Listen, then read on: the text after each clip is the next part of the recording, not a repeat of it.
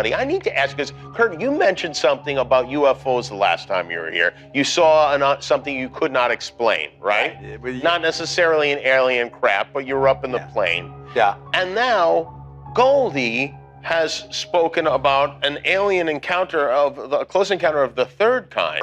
She said she was in a car. She saw 2 or 3 triangular-shaped heads. They were silver in color, had slashes for mouths, tiny little nose, no ears, and they touched her face. 2 decades ago, the residents of Arizona found themselves at the center of an enigmatic and widely publicized unidentified flying object, also formerly known as a UFO incident, and one of the most notorious in recorded history. The veracity of this event remains an unresolved mystery, yet it undeniably transformed public perception of UFOs, compelling the government to acknowledge the occurrence of inexplicable phenomena.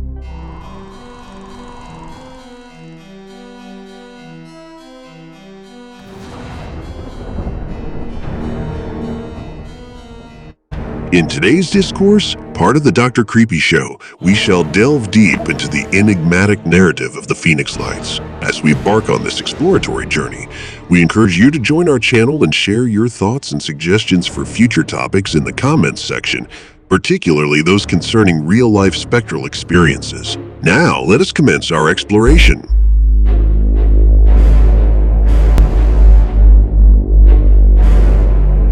On the evening of March 13, 1997, a multitude of Arizonans spanning the length and breadth of the state reported peculiar sightings of radiant objects in the night sky. In the ensuing days, a surge of calls continued to report the sighting of multiple luminescent entities, often seen hovering and traversing the darkness of the evening. The number of reports eventually escalated into the thousands, with some witnesses claiming the lights were arrayed in a V-shaped pattern akin to a boomerang, while others described bizarre moving lights with trailing tails and fiery orbs as one of the most significant UFO sightings in history. The specifics of the Phoenix Lights story vary from one narrator to another. What has been established is that around 7 p.m., the denizens of northwestern Arizona started reporting an enormous craft cruising overhead. The National UFO Reporting Center, one of the scant organizations maintaining an official record of Phoenix Light sightings, received its inaugural call at 8:16 p.m. The caller, a retired police officer residing in Paulden, Arizona, roughly 2 hours north of Phoenix, reported witnessing a sequence of red lights arranged in a V formation. Subsequent to this initial report, the hotline was inundated with calls from locations south of Paulden, suggesting the craft's trajectory was southeastward. Though the specifics varied, Kaida claims that she was so profoundly impacted by the event that she voluntarily suspended her medical career for a significant span of 4 years to probe the intricacies of the Phoenix Lights. The ensuing 20 years of her existence were then consumed in disseminating more knowledge on the subject. Kaida alleges that there isn't a single day when she does not receive an email from someone who claims to have witnessed a spectacle similar to the lights she observed. However, a remarkable detail about the Phoenix Lights that can't be overlooked is the sheer number of people who claim to have seen them. Kaida rationalizes this by stating that many Arizonans happen to be indulging in stargazing that night due to the appearance of Hale-Bopp. This unusually bright comet was making its closest approach to the sun on April 1st. The USA Today report suggests that the craft observed that night covered the breadth of Arizona in a mere 106 minutes, as per the eyewitness accounts. The report also refers to a second incident that transpired around 10 p.m. Arizona time on that very night, roughly an hour after the final sightings of the large V-shaped craft were reported from the southern region of the state. This event, forming the subject of the scarce Phoenix Lights photographs in circulation, comprised a curve of blinking orbs that moved slowly over Phoenix before they abruptly disappeared upon reaching the Estrella mountain range located southwest of the city. Initially, Governor Fife Symington brushed off the Phoenix Lights as a farce. At a press conference addressing the event, he staged a prank involving an aide dressed as an alien, which didn't sit well with some of the unsettled constituents. Despite the reaction, Symington insisted that the populace was overreacting to the entire incident. His observation was spot on. The event was indeed taken seriously, and the coverage by USA Today catapulted the Phoenix Lights incident into international focus, leading to a public demand for answers. Luke Air Force Base hastily attributed the bewildering event to nothing more than high-altitude flares released as part of a routine test. Lynn Kidd, among others, found the government's explanation hard to swallow. Her skepticism was rooted in the implausibility of flares maintaining a V-shaped formation in midair, traversing the entire state and beyond for hours on end without falter. Yet, in due course, local newspapers such as the Arizona Republic and the Phoenix New-Times started to amass evidence suggesting that the Phoenix Lights were nothing more than a military training exercise. The New-Times reported that a local television journalist had captured footage of a flare drop by military aircraft at an Air Force gunnery range south of Phoenix, 3 months post the lights incident. This footage bore a striking resemblance to the 10 p.m. lights observed on March 13th. Shortly after that report, the Tuscan Weekly published a story claiming that the Maryland Air National Guard had been present in Arizona for winter training and had released flares from new A-10 fighter planes at the gunnery behind the Estrella mountain range. While these explanations may provide some rationale for the second event of the night, they do little to account for the initial sightings. Lynn Kidd and others remained unconvinced by the government's narrative. Kitty points to individuals who insist they observed an actual spacecraft, dark or gunmetal in color, soaring in the skies above Arizona. These claims have even resonated from locations as distant as Las Vegas and New Mexico. Yet, there are a handful of aviation experts who concede that the flare explanation could hold some merit. Former F-16 pilot Ty Gross maintained that flares in the sky behave akin to hot air balloons, subject to the whims of the wind.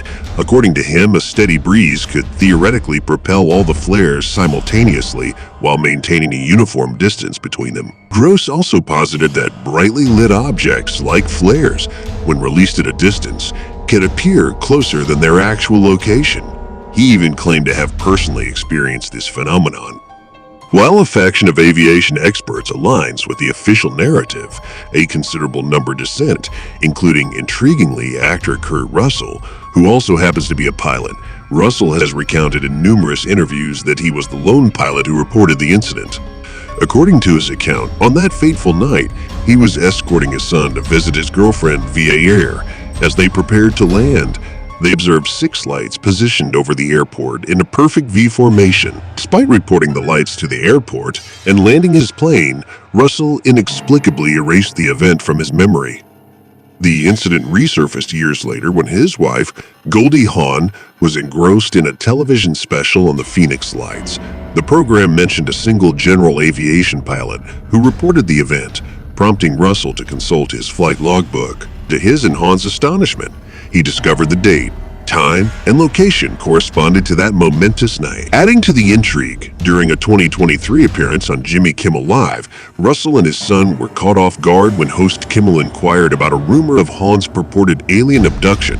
Russell reluctantly concurred, heightening the air of mystery. I need to ask, because Kurt, you mentioned something about UFOs the last time you were here. You saw something you could not explain, right? Not necessarily an alien craft, but you were up in the plane. Yeah. And now Goldie has spoken about an alien encounter a close encounter of the third kind. She said she was in a car.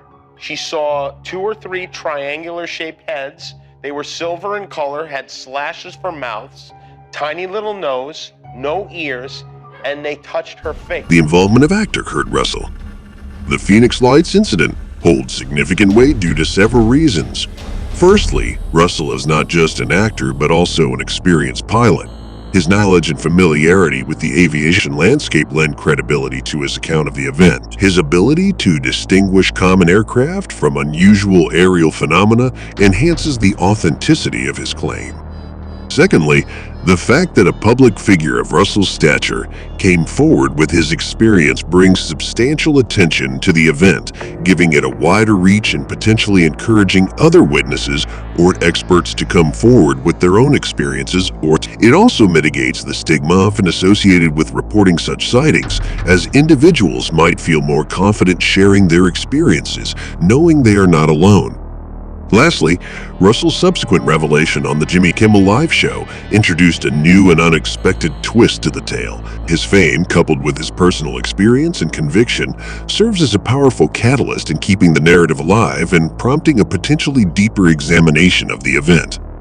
In a stunning reversal, former Governor Symington, a decade after his tongue-in-cheek press conference about a close encounter, not only admitted witnessing the lights but also expressed conviction in their extraterrestrial origin. He asserted that his sighting defied all logic, challenging his perception of reality. Furthermore, Governor Symington is a former pilot and is aware of most avionics machines. The jovial governor noted, with a degree of seriousness, that the enigma of the Phoenix Lights persists. He further expressed his bewilderment at the derision some people showed towards the event. He clarified that his initial press conference during his tenure was not meant to mock, but to diffuse tension and alleviate the unease among the citizens of Arizona. This shift in his stance mirrors a broader transformation within the government towards acknowledging their investigations into UA. The Pentagon uses the term UAP, or unidentified aerial phenomena, a term which carries less negative implications compared to the more frequently used UFO. How have we landed at this point where Washington is treating UAPs with such gravity? The answer lies within a convoluted narrative that dates back to 2007. That was the year when former Governor Symington made his audacious claims about the Phoenix Lights. Coincidentally or not, it was also the year when Senate Majority Leader Harry Reid felt compelled to convince his peers, who held the purse strings to the Pentagon's covert operations, to allocate funds for UFO investigation. Surprisingly, Reid's request was granted. This act was a stark contradiction to the government's long-standing narrative. For years, the U.S. categorically denied the existence of Area 51, along with any official interest in UAPs or extraterrestrials. But in a sudden volte-face in 2017, the Pentagon confirmed the existence of the Advanced Aerospace Threat Identification Program, which had been funded, ironically, by Reid's initiative. Fast forward to last year, when then-President Trump was embroiled in an unsuccessful campaign to overturn the election outcome.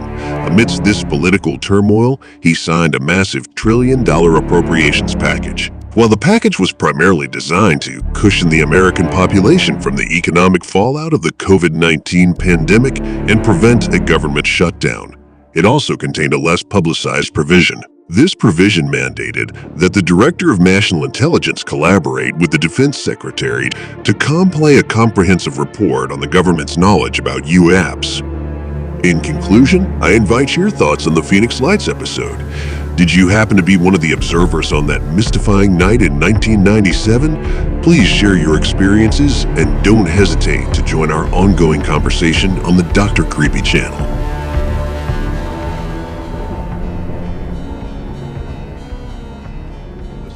If you like this type of content, check out our other videos based on true accounts. We cover everything from ghosts, poltergeists, time slips, the strange and the unusual, and even your favorite movies.